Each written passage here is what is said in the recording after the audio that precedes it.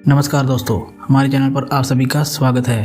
दोस्तों, पंजाब राज्य के अमृतसर शहर के बारे में तो आपने सुना ही होगा, जहां पर है सिखों का सबसे बड़ा धार्मिक स्थल हरिमंदिर साहिब अर्थात गोल्डन टेम्पल, जिसे देखने और दर्शन करने के लिए दुनिया भर से श्रद्धालु आते हैं और आपका मन भी जरूर करता होगा अमृतसर जाने के लिए। दोस्तों, इस वीडियो में हम जानेंगे अमृतसर की यात्रा के बारे में, जैसे अमृतसर कैसे जाना है, कौन कौन से साधन हैं, वहाँ ठहरने की क्या व्यवस्था है, ट्रिप के लिए कितना बजट लगेगा और घूमने के कौन कौन से स्थान हैं आदि। दोस्तों, अगर आप भी अमृतसर घूमने जाना चाहते हैं तो ये वीडियो आपके लिए हेल्पफुल साबित हो सकती है। तो चलिए दोस्तों, शुरू करते हैं वीडियो। अमृतसर कैसे पहुँचे। दोस्तों, अमृतसर पहुँचने के लिए आपके पास 3 ऑप्शन हैं।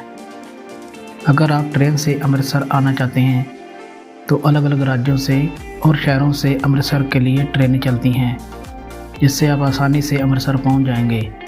अगर दूसरे ऑप्शन की बात करें तो आप बस से भी अमृतसर आसानी से पहुंच सकते हैं, क्योंकि अमृतसर के लिए अलग अलग शहरों से डायरेक्ट बसें चलती हैं। नहीं तो आप दिल्ली आ सकते हैं, जहां से बस या ट्रेन आपको अमृतसर के लिए मिल जाएगी। और अगर आप फ्लाइट से अमृतसर पहुँचना चाहते हैं तो आप अपने शहर से या दिल्ली से अमृतसर बाय फ्लाइट आ सकते हैं। दोस्तों, अमृतसर पहुंचने के बाद आपको क्या क्या करना है उस बारे में बात करते हैं। अगर आप बाय ट्रेन अमृतसर पहुंचते हैं तो आपको रेलवे स्टेशन के बाहर आना है। रेलवे स्टेशन के बाहर ही आपको फ्री बस सेवा मिलेगी, जो कि आपको स्वर्ण मंदिर परिसर के बाहर छोड़ेगी। तो आप चाहें तो फ्री बस सर्विस ले सकते हैं, लेकिन बस के लिए आपको थोड़ा इंतज़ार करना पड़ सकता है। ये बस हर आधे घंटे में स्वर्ण मंदिर के लिए चलती है। नहीं तो आप ऑटो से भी स्वर्ण मंदिर पहुंच सकते हैं। ऑटो वाला आपसे 30 रुपये चार्ज करेगा बस, या फिर ऑटो वाला आपको छोड़ेगा हेरिटेज स्ट्रीट। दोस्तों, इस जगह को हेरिटेज स्ट्रीट इसलिए बोला जाता है क्योंकि वहां दुकानों को एक सुव्यवस्थित तरीके से बनाया गया है। पहले वहां ऐसा नहीं था और न ही वहां सफाई की व्यवस्था थी, लेकिन अब वहां का नज़ारा बदल गया है, क्योंकि अब हेरिटेज स्ट्रीट का निर्माण बहुत ही अच्छे तरीके से किया गया है और साफ़ सफाई का विशेष ध्यान रखा जाता है। हेरिटेज स्ट्रीट से मंदिर की दूरी आधा किलोमीटर है, जिसे हम पैदल चलकर पूरा करेंगे। हेरिटेज स्ट्रीट से आपको अच्छे अच्छे नज़ारे देखने को मिलेंगे और आपको अच्छा फील होगा। और यूं ही हम पैदल दूरी तय करते हुए मंदिर परिसर पहुंचेंगे। दोस्तों, जैसे ही हम मंदिर प्रांगण पहुंचेंगे, वहां आपको हर चीज़ संगमरमर से बनी हुई दिखेगी। वहाँ के फ्लोर, दीवारें सब मार्बल से बने हुए हैं और आपको अमृत सरोवर के मध्य भव्य स्वर्ण मंदिर देखने को मिलेगा। आइए चलिए थोड़ी बात हम स्वर्ण मंदिर के इतिहास की करते हैं। दोस्तों, स्वर्ण मंदिर की नींव सिखों के चौथे गुरु रामदास जी ने रखी थी। कुछ स्रोतों में यह कहा गया है कि गुरु जी ने लाहौर के एक सूफी संत मियाँ मीर से दिसंबर 1588 में इस गुरुद्वारे की नींव रखवाई थी। स्वर्ण मंदिर को कई बार नष्ट किया जा चुका है। एक बार नष्ट होने पर महाराज सरदार जस्सा सिंह अहलुवालिया ने इसका निर्माण करवाया था। उसके बाद पुनः अफगान हमलावरों ने उन्हें पूरी तरह नष्ट कर दिया था। तब महाराणा रणजीत सिंह ने दोबारा इसे बनवाया था और सोने की परत से इसे सजाया था। दोस्तों, अब हम यात्रा वृत्तांत पर लौटते हैं। दोस्तों, गुरुद्वारा परिसर में जूते चप्पलें रखने के स्टैंड और सामान रखने के लिए लॉकर रूम बने हुए हैं।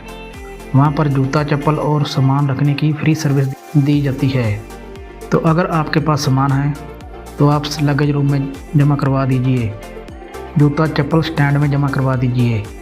आपको इसका टोकन दिया जाएगा, जिसे आपको संभाल कर रखना है, क्योंकि इसी टोकन को दिखाकर आप अपने जूते चप्पल वापस ले सकते हैं।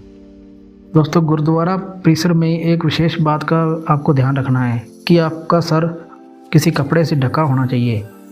अगर आपके पास रुमाल है या मफलर है तो आप उसे सर पर बांध सकते हैं, नहीं तो वहाँ जगह जगह पर बकेट रखे हुए हैं, जिससे आप वो कपड़ा उठाकर सर पर बांध सकते हैं। दोस्तों, अब हम बात करते हैं स्वर्ण मंदिर की। स्वर्ण मंदिर अमृत सरोवर के बीचों बीच बना हुआ है। अमृत सरोवर में स्नान करने के बाद ही श्रद्धालु स्वर्ण मंदिर में दर्शन के लिए जाते हैं। अमृत सरोवर में बहुत अच्छी व्यवस्था की गई है, तो आप वहाँ अमृत सरोवर में स्नान जरूर कीजिए। वहाँ सरोवर में लेडीज़ के लिए भी बहुत अच्छी व्यवस्था है। वहाँ चेंजिंग रूम बने हुए हैं और साथ ही साथ आपको सरोवर में बहुत सारी मछलियाँ भी देखने को मिलेगी। दोस्तों, सरोवर में स्नान करने के बाद हम आगे बढ़ते हैं गुरु हरिमंदिर साहिब में दर्शन करने के लिए, यानी कि गुरुद्वारा में दर्शन के लिए। दोस्तों, गुरुद्वारे हरिमंदिर साहिब का दृश्य आपको बहुत सुंदर प्रतीत होगा, जिसे देखकर आपके मन को बहुत खुशी महसूस होगी, जो कि पूरा सोने की चादरों से लिपटा हुआ है। स्वर्ण मंदिर में आपको 4 गेट देखने को मिलेंगे। ये 4 द्वार चारों दिशाओं में बने हुए हैं, जिसका संकेत यह है कि किसी भी धर्म, जाति या समुदाय के लोग यहाँ बिना किसी रोक टोक या प्रतिबंध के आ सकते हैं। किसी भी तरह का ऊंच नीच या भेदभाव नहीं देखने को मिलेगा यहाँ पे। दोस्तों, गुरुद्वारे में दर्शन के लिए आपको लाइन में लगना होगा। गुरुद्वारे में दर्शन के लिए समय 2 से 3 घंटे लगेगा, लेकिन कई बार ये थोड़ा समय ज़्यादा भी लग सकता है। अगर आप जल्दी दर्शन करना चाहते हैं तो आपको सुबह जल्दी लाइन में लगना होगा, जिससे 1 घंटे में ही आपके दर्शन हो जाएंगे। दोस्तों, गुरुद्वारे में मोबाइल कैमरा भी साथ लेकर जा सकते हैं। वहाँ पर किसी भी तरह की पाबंदी नहीं है। गुरुद्वारे के बाहर आप फ़ोटोग्राफी और वीडियोग्राफी भी कर सकते हैं, लेकिन गुरुद्वारे के अंदर फ़ोटोग्राफी अलाउड नहीं है, लेकिन आपको मोबाइल अंदर ले जाने दिया जाएगा। दोस्तों, अब हम जानते हैं लाइन में लगने के बाद गुरु हरिमंदिर साहिब में क्या क्या दृश्य देखने को मिलेंगे। दोस्तों, स्वर्ण मंदिर के अंदर प्रवेश करते ही आपको गुरुद्वारे का मनमोहक दृश्य आपको देखने को मिलेगा, क्योंकि वहाँ सभी कुछ सोने से बना हुआ है। आपको वहाँ पंखे भी सोने से मढ़े हुए दिखेंगे, जिसे देखकर आपका मन जरूर प्रफुल्लित होगा। दोस्तों, गुरुद्वारे में ही एक सीढ़ी बनी हुई है, जिसे आप ऊपर जाकर देख सकते हैं। वहाँ पर सारा दिन गुरबानी का पाठ चलता रहता है, जो आपको सुनने को मिलेगा। तो दोस्तों, वहाँ गुरु ग्रंथ साहिब के सामने अपना शीश झुकाकर मत्था टेकिए और गुरबानी का पाठ सुनिए और अपने जीवन को सफल बनाइए। अब अच्छी तरह से दर्शन हो जाने के बाद मंदिर से बाहर आइए और मंदिर परिसर की परिक्रमा कीजिए।